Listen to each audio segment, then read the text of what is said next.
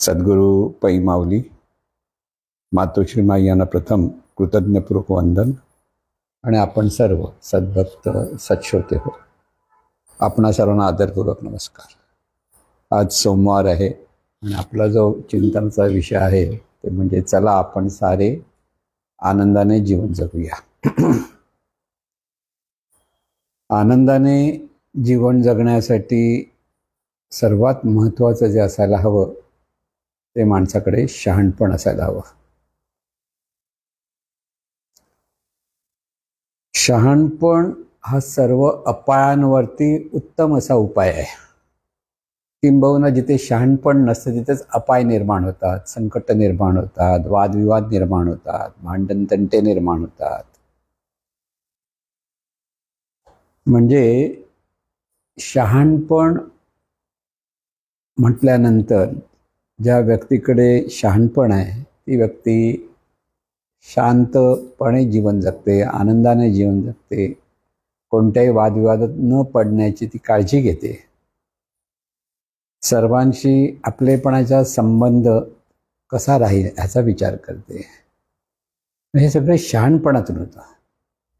पण माणसं भावनेतून संस्कारातून असे वागतात की पै महाराज नेहमी म्हणायचे, common sense is not so common. म्हणजे शहाणपण माणसाकडे सर्वसाधारण बऱ्याच अगदी म्हणजे फार कमी लोकांकडे शहाणपण असतं. बऱ्याच लोक आपल्या भावनेतून, आपल्या संस्कारातून, आपल्या विचारातून, आपल्या सवयीतून जीवन जगतात. तिथे त्यांच्याकडे शहाणपण नसतं. सवय आहे, मला अशी सवय म्हणून मी असा वागतो, असंही म्हणणारे लोक आहेत. म्हणजे हे सगळं जीवन आपलं शहाणपणाने जगायला हवं. किंबहुना धर्माचा गाभाच शहाणपण आहे. शहाणपण हाच धर्म आहे बघायला गेलं तर. शहाणपणाने विचार करणं, शहाणपणाने उच्चार करणं, शहाणपणाने आचरण करणं, ह्या तिन्ही गोष्टी जेव्हा कर्म जेव्हा शहाणपणाने होतं तर त्या शहाणपणातून ती व्यक्ती स्वतःही समाधानी आनंदी राहते. त्याचबरोबर तिचं त्या व्यक्तीचा ज्यांच्याशी संबंध असतो त्यांनाही आनंद देते किंवा त्यांना योग्य मार्गदर्शन देते, योग्य मार्गदर्शन. म्हणून बऱ्याच वेळेला आपल्याला वाटतं आपण इतरांना मार्गदर्शन करावं. काही लोकांचं चुकत असेल किंवा काही लोकांचं बरोबर नाही असं जरी वाटलं तरी सगळ्यात मोठं शहाणपण काय आहे परत लक्षात ठेवायचं. ज्यांना आपण सांगतो ते ऐकण्याची इच्छा नसेल किंवा ते स्वतः खूप शहाणे समजत असतील, तुम्ही सांगायला गेलं तर तुम्हाला उडवून देत असतील, तर त्यांना न सांगण्यात शहाणपण आहे.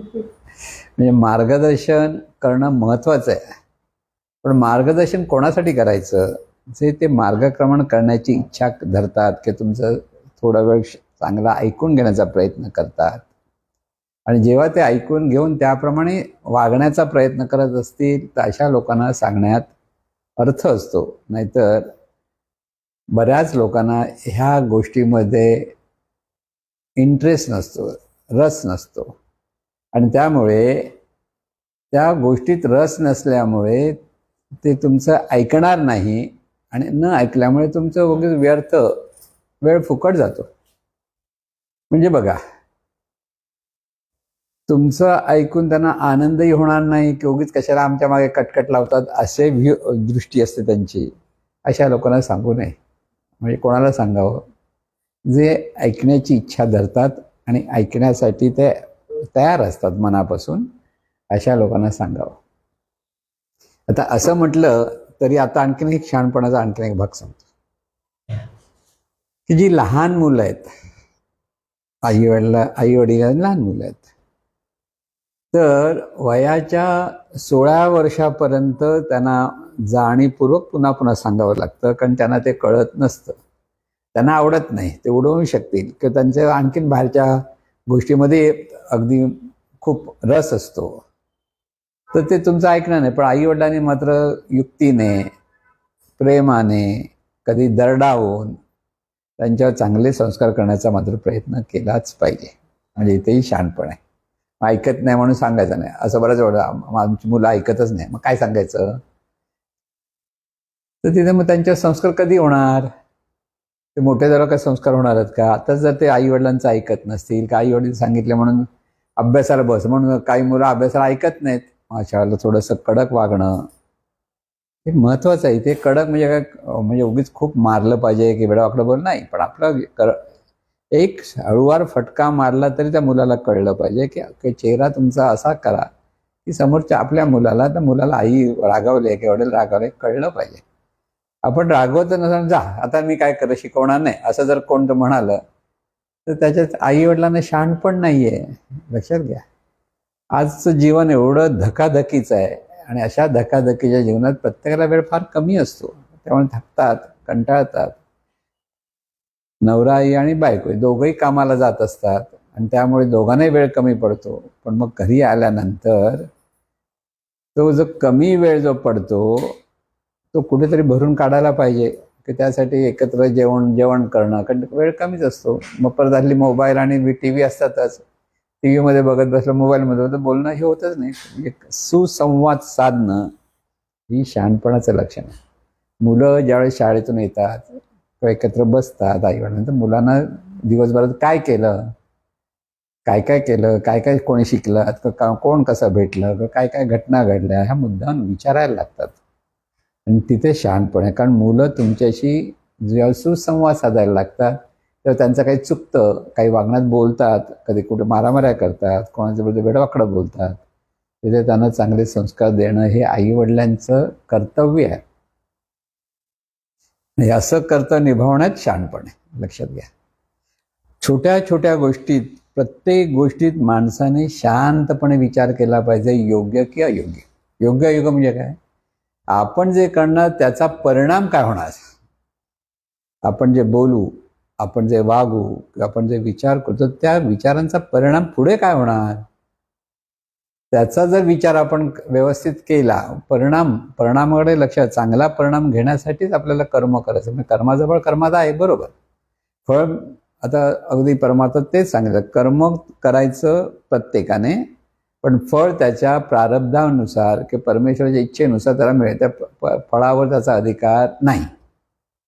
एका बाजून तेही बरोबर आहे, पण अहंकार होता कामा नये ह्यासाठी. पण चांगला परिणाम मिळण्यासाठी चांगलं वागलं पाहिजे. मग तो म्हणजे नेहमी एक नियम आहेच, तुम्ही चांगलं बोललात समोरच्याशी तो चांगलं बोलतो, तुम्ही चांगले वागलात समोरच्याशी तो चांगला वागतो, तो समोरच्याला सन्मान केला तो तुमचा सन्मान करतो, समोरच्याचा आदर केला तर ती समोरची व्यक्ती तुमचा आदर करते. अशी क्वचित आहे, काही लोक तेही आदर करणारे नसते. पण आपल्याकडनं मात्र आपण आपली ॲक्शन ही इतकी चांगली असली पाहिजे की त्यात, आणि प्रामाणिकपणे, तिथे फसवाफसवी नाही आहे की तिथे चला मुद्दांना बाडी करायची, तेवढ्यापर्यंत चांगलं वागतं आणि मग परत वेडवाकडं वागायचं, मागे काहीतरी वेडवाकडं बोलायचं, असं ते असता कामा नाही. म्हणजे माणसाने आपल्या विचारांची प्रामाणिक राहिलं पाहिजे. आपल्या विचारांशी म्हणजे जे चांगले विचार आहेत त्या विचारांशी प्रामाणिकपणे वागून त्या प्रामाणिकपणेच चांगले उच्चार केले पाहिजेत आणि त्याच प्रामाणिकपणेच आचरण पण आपलं असलं पाहिजे. म्हणून एखाद्या माणसाशी तुमचे जेव्हा चांगले संबंध, तर कोणताही माणूस, पुन्हा एक लक्षात ठेवायचा, कोणताही जगामध्ये माणूस 100% गुणी असतो असं नसतं, किंवा 100% तो दुर्गुणी असतो असंही नसतं. गुण आणि दुर्गुण यांचं एक संमिश्रण प्रत्येक माणसामध्ये असतं. पण ज्याच्याकडे गुणांचं पर्सेंटेज जास्त असेल तर आपण चांगला माणूस म्हणतो, ज्याच्याकडे पर्सेंटेज दुर्गुणांचं जास्त असेल तर आपण म्हणतो वाईट माणूस आहे. किंवा आपल्याला ज्यांची संबंध येताना कोणीतरी आपल्याला वेडावाकडं बोलतंय, कोणीतरी फसवतं, मग आपण त्याला म्हणतो वाईट माणूस आहे. तर कोणी आपल्याला मदत करतं, वेळोवेळी येऊन काही ना काही समजावून सांगत असतं, अशी माणसं आपल्याला चांगली माणसं वाटतो.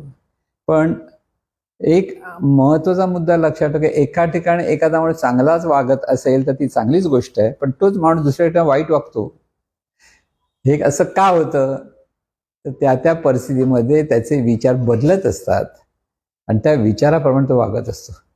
म्हणून प्रत्येकाने इतर कसे वागतील ह्यापेक्षा आपण कसं वागलं पाहिजे हा महत्वाचा मुद्दा लक्षात घ्या. की शहाणपण म्हणताना छोट्या छोट्या गोष्टीमध्ये सुद्धा आपल्याला शहाणपणाने जीवन जगायचंय. व्यवहार करताना शहाणपणाने जगायचंय. प्रत्येक गोष्ट, अगदी तुम्ही ट्रेनमध्ये जाताना सुद्धा गर्दी तर खूप असते, पण शक्यतो दरवाजा न लटकता आतमध्ये जात जावं. कारण धक्का वगैरे जरा लागला तरी माणसं पडतात, मृत्यूला पावतात. ट्रेनमध्ये किती ते माणसं पडतात का? लटकत असतात आणि कोणाचा धक्का लागला जरा जोरात तर तिथे अनिष्ट गोष्टी घडत असतात. म्हणून प्रत्येक गोष्टीचा परिणाम म्हणून आता काही लोकांना खूप आवडतं दरवाजा लटकत बसणं, बाहेर वर खाली करणं, म्हणजे त्याला अगदी त्यांना थ्रिल म्हणतात. थ्रिल की स्टेशनवर बस असेल तर पटकन उतरणं, गाडी वेगात असताना उतरणं की परत पटकन चढणं. ह्या थ्रिलच्या मागे लागलेली माणसं बऱ्याच वेळा अपंग झालेली आपण पाहतो, कारण पडतात आणि पडल्यानंतर वाटेल तसं लागतं. म्हणून तरुण मंडळी थ्रिलच्या नावाखाली ज्यावेळेला अनेक चुकीच्या गोष्टी करतात तर तिथे शहाणपण नसतं, ते काही शौर्य नाही, तर तो मूर्खपणाच असतो. कारण जरासं तोल गेला, जरासं टायमिंग चुकलं तरी मोठा अपघात घडायचा संभव असतो. अगदी मोटरसायकलवरनं मुलं आपण पाहतो कितीतरी वेगाने चालवतात आणि कितीतरी वेगाने चालवताना शेवटी ॲक्सिडेंट कुठे ना कधीतरी होतोच. आणि ज्यावेळेला त्या मोटरसायकल किंवा स्कूटरवरनं झालेला ॲक्सिडेंट, जर स्कूटर चालवत असतो त्याला खूप मार लागतो, अतिशय मार. अगदी आपण पाहतो हेल्मेट घाला असं कायदा सांगतोय, पण बरीच मंडळी पाहिलं तर एक लक्षात येईल ते हेल्मेट घालायला त्यांना काय एवढा त्रास होतो देव जाणे, पण सिग्नल जवळ पोलीस दिसला की हेल्मेट घालतात आणि परत हेल्मेट सिग्नल गेला पोलिसांना म्हटलं की हेल्मेट काढून परत ठेवतात. आता हेल्मेट हे पोलिसांसाठी नाही आहे, तुझ्या सुरक्षेसाठी आहे, हे शहाणपण नाही. गरम होतं मान्य आहे, पण आपली सुरक्षा कशात आहे? अपघात काय कोणी सांगून होत नाही. पटकन समोर गाडी आली, पटकन समोर एखादा माणूस आला, प्राणी आला, कुठेतरी पटकन ब्रेक लावताना, आता या पावसाच्या दिवसात कधी पण स्कूटर मोटरसायकल सरकू शकते, तर आपल्याला आपली सुरक्षा तर केलीच पाहिजे. पण त्यात सुद्धा लोकांना, आता म्हणून म्हटलं ना, बरेच मोटरसायकल स्कूटर काही लोक घालतात, काही लोक घालत नाहीत हेल्मेट. आता हेल्मेट वापरण्यात शहाणपण आहे हे सांगायला का कोणतरी ब्रह्मदेवून सांगायला पाहिजे का? पण माणसाकडे शहाणपण नाही. त्यांना वाटतं का आम्ही एक मोठ्या तरुण मंडळींचाच अगदी ते हेल्मेट शिवाय चालवण्यात आणि वेगाने चालवण्यात खूप त्यांना आनंद होतो, पण तो आनंद क्षणभराचा असतो. लक्षात घ्या, तुम्हाला झालेला ॲक्सिडेंट फक्त तुम्हाला दुःख देत नाही, तर तुमच्यावर तुमच्या कुटुंबियांना पण दुःख देतं. कुटुंबियांचा विचार करा. तुम्हाला दुःखाचा परवा नाही ना, नसू दे, पण आपल्या घरची मंडळी, आई असेल, वडील असेल, पत्नी असेल, बहीण असेल, भाऊ असेल, काही तुमच्यावर अवलंबून असतात, तुम्ही जे इन्कम करता त्याच्यावर त्यांचं अवलंबून असतं. त्यावेळेला आपल्याला आपली सुरक्षा सांभाळली पाहिजे. हे शहाणपण आहे. म्हणून शहाणपण कुठे नाही, प्रत्येक कृतीमध्ये शहाणपण येतं, पण माणसं तिथे दुर्लक्ष करतात आणि दुर्लक्ष केल्यामुळे बऱ्याच वेळेला गोंधळ होतो. काही मंडळी तर स्कूटर चालवताना कानावरती अशी वाकडी मान चालून स्कूटर चालवतं, म्हणजे मोबाईल त्यांचा त्यांना ऐकायचं असतं आणि ते आणि वाकडी मान ठेवून चालताना तिथे कधीतरी बॅलन्स जातो. अगदी असं होतंच असं नाही. म्हणजे ह्या सगळ्या गोष्टीतून स्कूटर म्हणा, मोटरसायकल म्हणा, गाडी म्हणा, जरासं तुमचं लक्ष समोरचं चुकलं, थोडा वेळ क्षणभर सदी, आणि त्याच वेळेला समोर एखादी गाडी किंवा एखादा माणूस आला तर ॲक्सिडेंट, अपघात हा पटकन होऊ शकतो. म्हणून माणसाने प्रत्येक ठिकाणी गाडी चालवतानाही शहाणपण पाहिजे, स्कूटर चालवताना शहाणपण पाहिजे, चालताना पण शहाणपण. आजकाल चालताना बरीच मंडळी मोबाईलमध्ये बघूनच चालत, समोर नाही, मोबाईलमध्ये त्यांचं काहीतरी काय रील असतील काही बघत असतात. आता चालताना तरी समोर बघून चाललं पाहिजे. हे काय सांगायला शहाणपणाचे आणखीन कुठे चांगला शहाणा माणूस भेटला पाहिजे का? नाही. पण सगळीकडे बघा, सगळ्यांचं बघणं, म्हणजे चालताना पण बरंच तरुण मुलं मुली बघताना तुम्हाला एक लक्षात येते, ते मोबाईलकडे बघून चालतात. मग समोर कधी खड्डा आला, समोर एखादी गाडी आली, काय होईल? आता हे बघितल्याशिवाय काय म्हणजे इतकं महत्वाचं असतं की चालणं महत्वाचं आहे सुरक्षा घेऊन, की मोबाईल पाहणं महत्वाचं आहे? म्हणजे कुठची गोष्ट महत्वाची आहे ही सुद्धा माणसाच्या लक्षात येत नाही. आणि त्याच्यातून मानवी जीवनामध्ये जे आपण म्हणतो ना, आपल्या समाजामध्ये निरनिराळ्या घटना घडतात, अपघात घडतात, तिथे शहाणपणाच्या अभावामुळे घडतात. माणसाच्या जीवनात जास्तीत जास्त जी संकट येतात त्याला कारण शहाणपणाचा अभाव. म्हणून शहाणपणाचा अभाव तिथे दुःख आणि शहाणपणाचा प्रभाव तिथे सुख. प्रत्येकाने लक्षात. म्हणून माणूस शहाणा व्हायला पाहिजे. शहाणा व्हायला पाहिजे म्हणजे त्याची दृष्टी, त्याने ज्या वेळेला जे काम करायचं त्याला महत्वाचं काम कोणतं ते लक्षात ठेवायचं. एका वेळी चार कामं करेन असं जर एखादा माणूस विचार करत असेल तर त्याचं काम कधीच चांगलं होऊ शकत नाही. किती हुशार असू देत, किती आपण म्हणतो अगदी एखादं काम करण्यात तरबेज असू देत,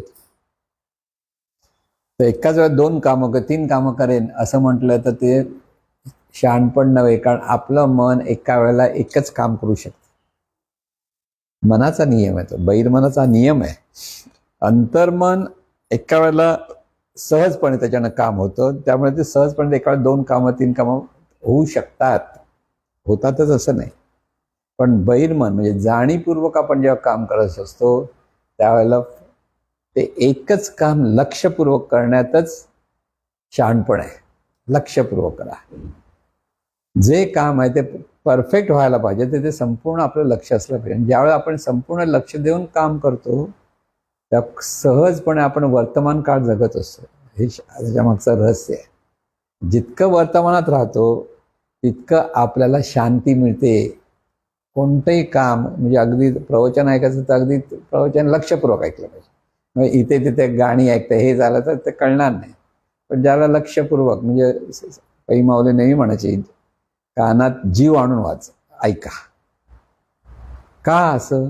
कारण एका वेळेला एकच काम आपण करू शकतो. आणि त्यामुळेला कुठेही काम करताना, आता ऑफिसची कामं लोक करतात, घरची कामं, एखाद्या भरपूर कामं करायची, मग त्यांना टेन्शन, काय करू काही नाही, सोपं आहे. सगळी कामाची लिस्ट एक लिहून काढायची, काय दिवसभर किती कामं आपली होणार, आणि मग त्यात पहिल्यात महत्वाचं काम कोणतं, त्याच्यापेक्षा थोडं महत्वाचं कोणतं, कोणत्या वेळेला कोणतं काम केलं पाहिजे ह्याची लिस्ट तयार केली की दिवसभर एक काम संपलं की दुसरं काम केलं तिसरं, असं जर केलं तर सगळी कामही सुद्धा जितके वेळेत जेवढं होण्यासारखे तेवढी सगळी व्यवस्थित होतात. आणि काम व्यवस्थित झालं की आपल्याला सगळ्यात मोठं बक्षीस मिळतं, आपल्याला समाधान मिळतं. ज्याचं काम व्यवस्थित होतं तो जी व्यक्तीकडनं ते काम होतं त्या व्यक्तीला खूप समाधान मिळतं. पण ते चांगलं झालं, चांगलं काम झालं असं ज्या वाटतं ना, ते समाधान असतं. त्या कामाचा दुसऱ्यांनाही चांगला उपयोग होतो म्हणून त्यांनाही आनंद होतो. म्हणून एका बाजूने आपण केलेलं काम अनेक अंगाने इतरांनाही उपयुक्त ठरतं आणि आपल्याला उपयुक्त ठरतं. मग मनापासून केलेलं काम ही एका बाजूने स्वसेवा आहे, दुसऱ्या बाजूने ती समाजसेवा आहे. म्हणून प्रत्येक गोष्ट ही योग्य तीच केली पाहिजे. बघा, कर्म करताना चांगलं कामच केलं पाहिजे. चांगलं काम, अनिष्ट काम नव्हे. अनिष्ट काम माणसाला समाधान देत नाही. लक्षात ठेवायचं, वाईट परिणाम आपल्याकडे नियमाप्रमाणे येत असतो.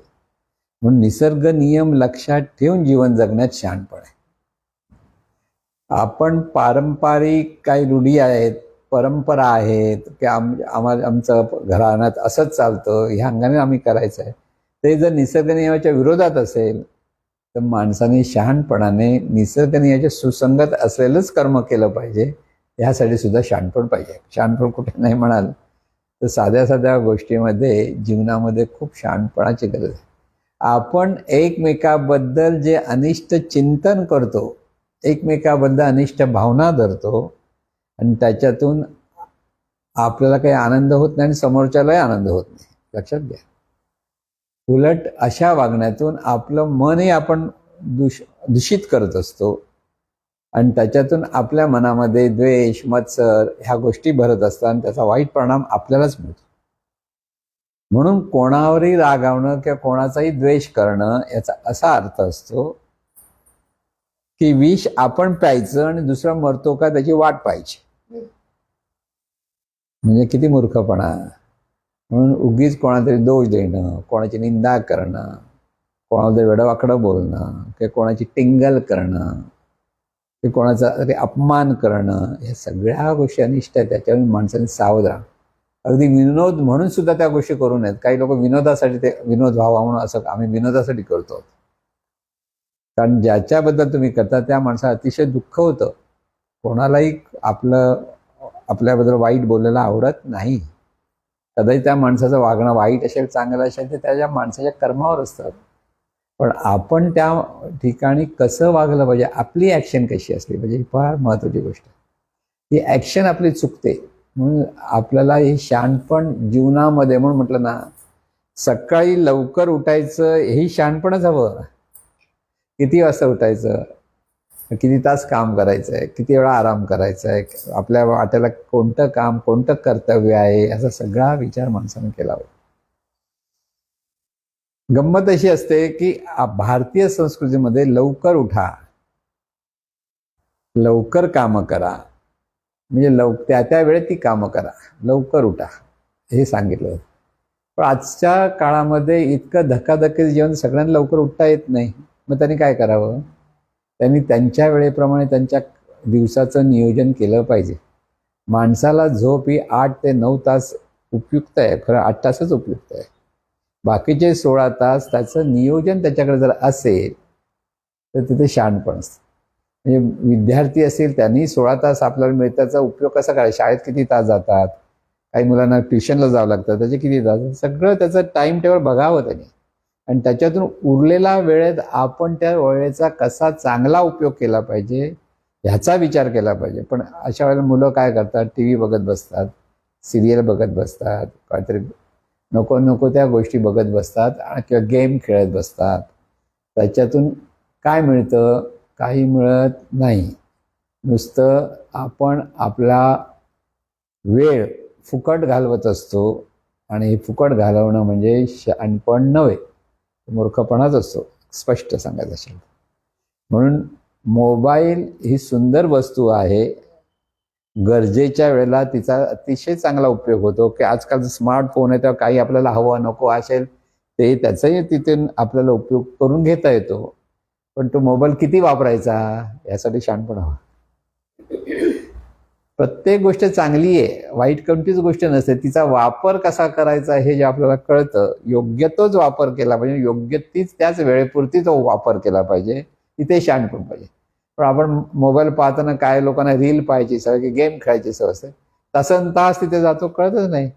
आणि मग अरे बापरे, एवढा वेळ झाला. चांगली गोष्ट मोबाईलमध्ये मिळतात, काही गोष्टी चांगली प्रवचनं येतात मोबाईलमध्ये, यूट्यूबवर जाऊन प्रवचन ऐकता येतात, चांगलं मार्गदर्शन घेता येतं. त्या विषयांबद्दल माहिती हवी असेल, कोणाला पाकशास्त्रामध्ये माहिती हवी असेल, तर कोणाला आरोग्याच्या अंगाने माहिती आहे, ते तिथे मिळतं. नाही मिळत नाही, त्याचा उपयोग करता येतो. मुलांना शिक्षणासाठी एखादा विषय जर बघायचा, आजकाल तर AI तर आणखीन सोपं आहे. ते AIचा उपयोग करणं आणि मुलांना इतकं सोपं, लगेच त्याची सगळी उत्तरं पटकन क्षणात येतात. म्हणजे चांगल्या गोष्टीचा उपयोग करायचा असाल तर तिथे शहाणपण आहे. पण त्याच मोबाईलचा उपयोग आपण वेळ घालवण्यासाठी करत असतो, तो शहाणपण नव्हे. म्हणून नेहमीच्या गोष्टीतला शहाणपण बघा. नेहमीच्या प्रत्येक क्षणोक्षणी किती शहाणं राहिलं पाहिजे, म्हणजे सावध. शहाणपणाने जीवन जगणं म्हणजे सावध. म्हणून पै मला नेहमी म्हणायचे, सदा सावधतो सदा सुखी. सदा सावध कुठे? कर्माकडे सावध. मग कर्माकडे सावध राहायचं म्हणजे काय? योग्य ते कर्म केलं पाहिजे. मग योग्य ते कर्म केलं पाहिजे म्हणजे काय? शहाणपणाने कर्म केलं पाहिजे. नियमाशी सुसंगत असलेलं कर्म हे शहाणपणाचं असतं. कोणाचंही मन दुखवायचं नाहीये आपल्याकडनं. जाणीवपूर्वक अशी कृती आपण कधीच करू नये की त्याचं मन दुखवतं. तो म्हणजे वेडवाकडं बोलण्यासारखं, काही हसणं, विनोदाने हसणं, टिंगल करणं, ह्या गोष्टी कधीही करू नयेत. त्याचा वाईट परिणाम आपल्या जीवनात पुढे होतोच. तिथे त्यावेळेला नाही झाला तर पुढे काहीतरी असे प्रसंग घडतात, तिथे आपल्यालाही तसंच दुःख भोगावं लागतं. आणि म्हणून हे जे सगळं शहाणपण माणसाला कळलं पाहिजे. सकाळी उठल्यापासून रात्री झोपेपर्यंत चांगलेच कर्म आपल्याकडनं झालं पाहिजे, हा विचारधारा आपण नेहमी सांगत असतो की आत्मनिरीक्षण आणि आत्मपरीक्षण ह्या 2 गोष्टी माणसाने केल्या पाहिजेत. आत्मनिरीक्षण कसलं, आपण जे दिवसभरात काम करतो आहोत त्याचं निरीक्षण करा. कसं, त्रयस्थपणे दुसऱ्याने काम केलंय अशा पद्धतीने पहा. दुसरे जे काय काम करतात त्याचं बरोबर काय चूक आहे हे आपण चांगलं अगदी ठाणपणे अगदी जजमेंट देऊन सांगतो, हा नाही हे चुकतंय, याचं बरोबर आहे. पण आपणही तसंच कधी चुकत असतो हे ते आपलं लक्षच नसतं. म्हणून दिवसभराच्या कामाकडे की एवढे तास आपल्याला मिळाले होते, तर त्या तासाचा आपण कसा उपयोग केला, चांगला केला वाईट केला. म्हणजे परमेश्वराने प्रत्येक माणसाला दिवसाचे 16 तास बहाल केलेले असतात. म्हणजे विश्वातील प्रत्येक माणसाला, कोणाला ह्याच्यापेक्षा एक्स्ट्रा तास मिळाले नाहीच. प्रत्येकाला हे भांडवल आहे वेळेचं, आणि त्या वेळेचा भांडवल जे त्याचा उपयोग कसा करायचा हे ज्याचं त्याने शहाणपणाने ठरवावं लागतं. तिथे ज्यावेळेला लक्ष जात नाही त्या वेळ जाते आणि मग डोक्याला हात लावून बसलेली लोक बरीच असतात. अभ्यासाच्या वेळेला अभ्यास केला पाहिजे, परीक्षेच्या वेळेला तो अभ्यास उपयुक्त होतो हे ज्याला कळत नाही तर परीक्षा जवळ झाल्यानंतर बरीच लोक पुस्तक हातात घ्यायला जातात आणि त्याच्यातून हवं ते शिक्षण मिळत नाही. कारण अभ्यास म्हणजे शिक्षण शिकण्यासाठी असतो. परीक्षापुरती पेपर लिहून मार्क मिळवण्यापुरती अभ्यास हे शहाणपण नव्हे. आपल्याला त्या अभ्यासाचं सगळी माहिती असण्यामुळे मनाला व्यापकता जी येते ती व्यापकतेतून शहाणपण असतं. म्हणजे आनंदाने जीवन जगायचं कसं, शहाणपणाने जीवन जगलात तर आनंदाने जीवन जगा, पण शहाणपणाने आज जीवन जगला नाही तर आनंदाने जीवन जगला असं म्हणता येणार नाही. माणसामध्ये चांगले संबंध जोडण्यात शहाणपण आहे. संबंध तोडायला क्षणात तोडू शकतो माणूस, पण ते जोडायचं म्हटलं तर बराच काळ लागतो. लक्षात ठेवा, चांगली गोष्ट व्हायला वेळ लागतो, पण वाईट गोष्ट मात्र पटकन होते. बिल्डिंग बांधायची असेल तर 2 वर्ष 3 वर्ष लागतात, पण बिल्डिंग तोडायची असेल तर एक छोटा स्फोट केला खालच्या बाजूला तर अख्खी बिल्डिंग खाली कोसळते. 2-3 दिवसात सगळं ते जे सिमेंट गोळा तो पण साफ करता येतो. नुसतं ग्राउंड होऊन राहतं असं पण होतं.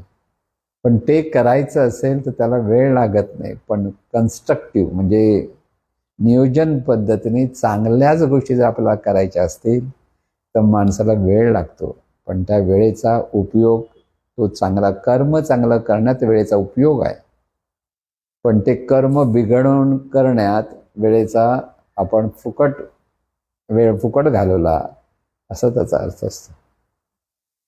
वेळ कोणासाठी थांबत नाही असं म्हटलं होतं. वेळ म्हणजे सतत वेळ म्हणजे बदलत राहणं, परिस्थिती क्षणोक्षणी बदलत राहणं वेळेनुसार हे होतच असतं. आपल्याला त्या वेळेप्रमाणे आपलं जीवन कसं जगायचं हे कळलं पाहिजे. वेळ तुमच्यासाठी नाही, तुम्ही वेळेसाठी असं तिकडं होतं. पण त्या वेळेचा उपयोग केला की वेळ तुमच्यासाठी असतो, आणि वेळेचा दुरुपयोग केला की तुम्ही वेळेसाठी असता, वेळ तुमच्यासाठी नसतो. म्हणून अशी एक गोष्ट सांगितली जाते की एक व्यापारी होता, खूप त्याला बाहेरगावी जावं लागायचं, सगळीकडे जावं लागायचं, खूप पैसे कमवण्याची इच्छा असायची, आपल्या कुटुंबासाठीच पैसे मिळवायचे ही पण इच्छा. तर एक छोटी मुलगी होती, लहान होती, पण त्यांना तिच्याशी खेळायलाही वेळ मिळाला नाही.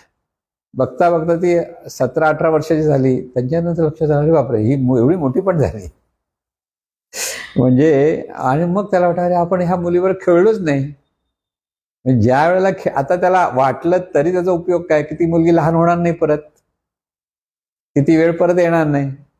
मग त्या वेळेला जर तू त्याचा उपयोग केला असता तर तुला तिथे आनंद घेता आला असता आणि सगळं झालं असतं. म्हणजे वेळेनुसार माणसाचं मन कसं बदलतं, वेळेनुसार परिस्थिती कशी बदलते लक्षात घ्या.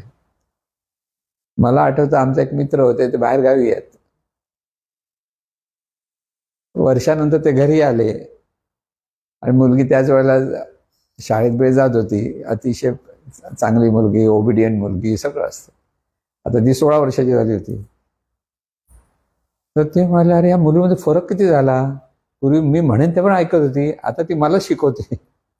म्हटलं हो, ती मोठी झाली आता. म्हणजे वेळ प्रत्येक वेळेला आपल्याला हे लक्षात घ्यायला पाहिजे की आपण कसे मुलांना समजवायचं असतं, कसे संस्कार घ्यायचे असतात, ते जर त्या वेळेला दिले नाहीत तर नंतर ते चांगले संस्कार येणार ह्याची गॅरंटी कधीच देता येत नाही. चांगल्या संस्कारासाठी वेळ द्यावा लागतो. वाईट संस्काराला वेळ अगदी क्षणभरात वाईट संस्कार पटकन चिकटतात. शिवी द्यायला शिकावं लागत नाही. 4 मुलं एखादा मुलगा शिवी द्यायला लागले, बाकी दुसरी मुलं शिवी देतात.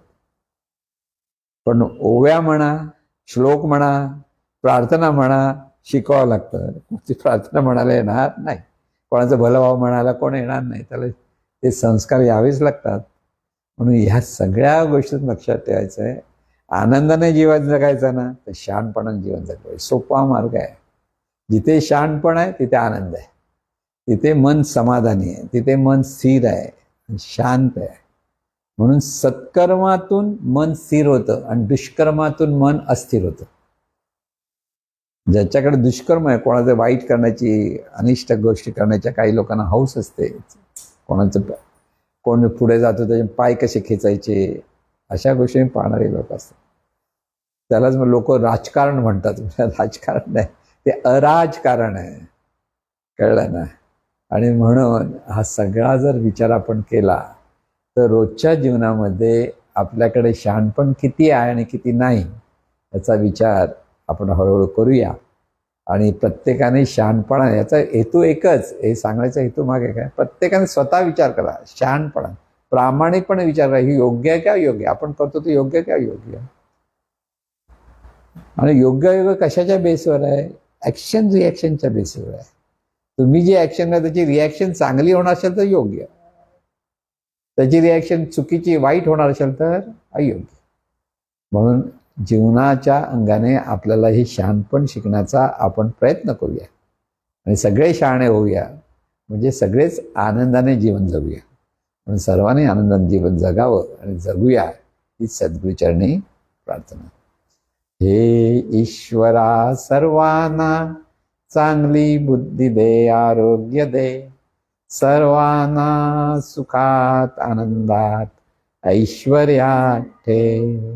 सर्वांचं भलं कर, कल्याण कर, रक्षण कर, आणि तुझे गोड नाव मुखात अखंड राव.